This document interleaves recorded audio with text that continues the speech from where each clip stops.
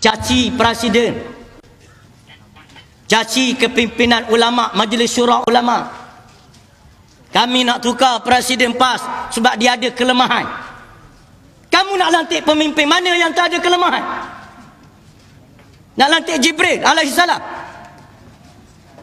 Nak lantik siapa? Semua ada kelemahan.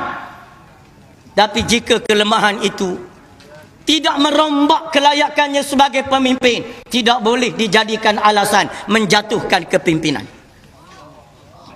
Kita jadi makmum, boleh mufarakah dengan tu imam dengan syarat imam melakukan perkara yang membatalkan salat.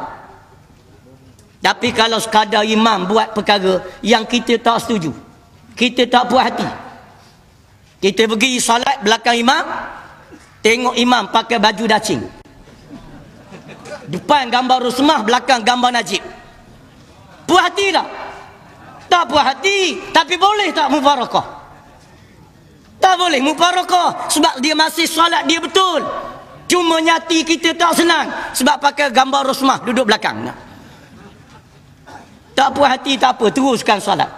Cuma lepas tu beritahu nasihat, imam, sekarang tolong jangan pakai dah baju ni, makruh. Tapi kalau imam dah kentut, itu wajib lah mufarakah. Ini kita di dalam perjuangan Islam.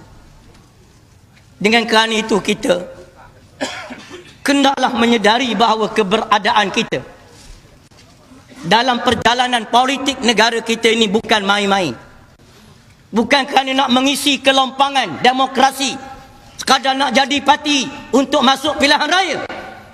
Tapi kita mempunyai cita-cita yang besar, sebesar cita-cita Islam itu sendiri. Kita mempunyai cita-cita yang lebih besar daripada Putrajaya. Kalau sekadar ke Putrajaya tapi tidak terlaksananya Islam, tidak ada makna bagi kita. Bagi kita ialah menegakkan Islam.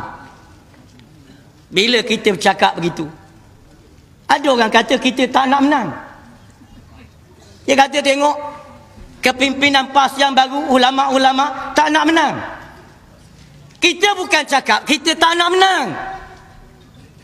Kita beritahu kita tidak mahu sekadar kemenangan terhenti di Putrajaya, tetapi agama Allah, syariat Allah, hukum hakam Allah terus dijajah oleh peraturan-peraturan dan undang-undang jahiliah. Kita nak menegakkan Islam. Sebab tu saya beritahu, tak ada orang yang paling gila nak menang selain daripada orang PAS. Tak ada orang paling gila nak menang. Tanya DAP, kamu nak menang tak? Dia nak menang, tapi tak segila kita. Tanya UMNO, kamu nak menang tak? Nak menang, tapi tak segila kami. Tanya PKR, tanya semua MCA, MIC, kamu nak menang tak? Dia kata nak menang, tapi mereka nak menang tak segila kita orang-orang PAS nak menang. Sebab apa? Sebab bagi kita kemenangan ialah laluan untuk menyempurnakan suruhan Allah. Kita nak menang kerana kemenangan itu laluan untuk menegakkan syariat Allah. Bagi mendaulatkan kalimah Allah, itu laluan dia. Lagi tak menang, payah kita nak laksanakan hukum Allah. Kelantan hak menang dah pun banyak lagi kena sekat, apatah lagi tak menang. Sekarang kita nak menang, laluan bagi kita menegakkan hukum dan syariat Allah. Maka dengan itu kita akan bersama dengan PAS ini meneruskan perjuangan. Kita yakin perjuangan PAS yang didasarkan di atas Islam ini, rujukannya Quran dan Sunnah, hadis Nabi, ijma' ulama, qiyas. Kita yakin inilah perjalanan yang benar, yang dia telah yang mewakili sirah perjalanan Nabi SAW hingga sampai kepada kita saat ini. Maka dengan kerana itu kita nasihat kepada ahli kita, jangan terpengaruh dengan da'ayah. Sehari dua ni macam seolah-olah habis hancur dah PAS. Sana nak keluar letak jawatan, sini nak letak jawatan. Dia lebih kurang meriang buluh je. Bunyi kuat, peluru tak ada. Last kali buluh pun pecah. Itu sekadar omokan saja. Saya diberitahu oleh pengurusi tadi, PAS pada hari ini ada munakasah ucapan dasar peringkat negeri Kedah. Pendaftaran baru ahli PAS dibuat pada hari ini seramai 1115. Hari ni dalam keadaan orang kata PAS nak pecah. Baru ni kita mesyuarat tanya Ustaz Naib Presiden, mesyuarat terakhir Jawatankuasa Ulama, Jawatankuasa PAS Pusat meluluskan pendaftaran baru bulan baru ni 4,800 ahli baru. Dah nak kata PAS mati macam mana? Yakinlah tuan-tuan, selagi kita berpegang kepada agama Allah, syariat Allah, Allah akan bantu perjuangan ini. Jangan orang yang ingat dia ada pengaruh, jangan ingat dia pernah jadi pimpinan, jangan ingat kerana dia golongan educated, dia ada pengalaman dalam berparti, jangan ingat bila ditinggalkan perjuangan PAS akan mati. Salah tindakan kamu. PAS tidak akan mati. Sebab itu dalam ayat mukadimah yang saya baca, saya nak tutup dah ni. Ramai lagi penceramah. Saya pun ada kuliah subuh di Bangi pagi-pagi esok. Jadi saya nak beritahu, ayat yang saya bacakan mukadimah tadi, Allah mengajar bagaimana kita nak memposisikan diri kita, khususnya dalam kepelbagaian parti dan dalam berbagai-bagai parti, dalam berbagai-bagai NGO, dalam berbagai-bagai jamaah yang ada di negara kita dan di hadapan kita. Macam mana kita nak memposisikan diri kita? Maka Allah Ta'ala ajar Nabi, sabarkanlah dirimu ya Muhammad. Sabar, didik, asuh jiwa dan perasaanmu wahai Muhammad, biar jadi orang yang sabar. Berada bersama dengan sahabat-sahabatmu, ahli-ahli kamu.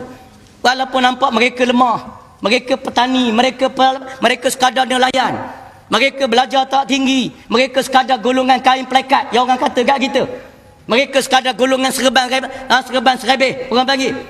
Walaupun mereka golongan yang tidak educated, golongan layman, golongan rendah dan bawahan, tapi kerana mereka pagi dan siang menyebut nama Allah, mereka mencari keredaan Allah, mereka duduk bersama kamu dalam PAS, mereka bukan nak cari pangkat, mereka bukan nak cari nama, mereka bukan nak berjuang kerana kuasa, mereka nak serta dengan kamu menuju ke syurga Allah.